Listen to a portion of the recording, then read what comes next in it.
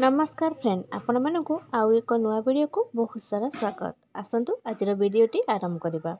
ठंडा काश हेउथिले टिके अदा महू एवं तुलसी पत्र रस एही सबु मिसाई सेवन कले ठंडा काश आदि दूर हो जाय थाए। आपण नियमित रूप से पैर पानी किंबा लेंबू पानी निहाती भाबरे पियंतु। एमिति करिबा द्वारा शरीर कमजोर होई न थाए। मांडिया रे अधिक परिमाण रे कैल्शियम रही थाए। एहाकू सकाळु सकाळु सेवन कले पेट ठंडा रही थाए। मेथी को गुंड करिकी घर तैयारी नड़िया तेल रे मिसाईकी जदि केशरे लगाती ताहले चुट्टी झड़िबा बंद हो जाय थाए। सप्ताह को थरे पिता निहाती भाबरे सेवन करंतु। एहा द्वारा कुर्मी होई न थाए एवं डायबिटीज कंट्रोल रही थाए। मुल्तानी माटी रे दही मिसाई चेहरा रे लगाइबा द्वारा खरारे कला पड़िथिबा चेहरा पूरा सफा हो जाय थाए। जदि हाथ गोड़ बधिर हो जाय थाए तेबे 1 चामच महूरे अध चामच लेंबू रस को 1 ग्लास रे मिसाई 1 मास पर्यंत सेवन करंतु।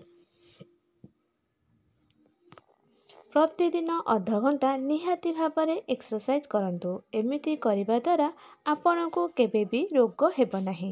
प्रतिदिन 10 रु 15 मिनिट सकाळर सूर्य किरण नियंतु। एहा द्वारा दांत और हाड़ मजबूत होई थाए।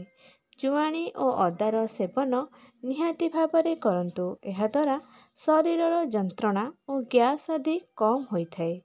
जदि कोष्ठकाठिन्य समस्या हेउथाए तेबे आपण तरकारी सहित कंचा पियाजर व्यवहार करंतु। एहा द्वारा कोष्ठकाठिन्य समस्या मुक्ति मिली थाए।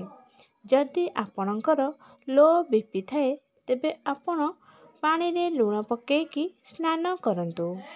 जदि आपणकर हाई बीपी थाए तेबे आपण सोइबा पूर्वरु एवं स्नान करिबा पूर्वरु 1 ग्लास पानी निहाती भाबरे पियंतु।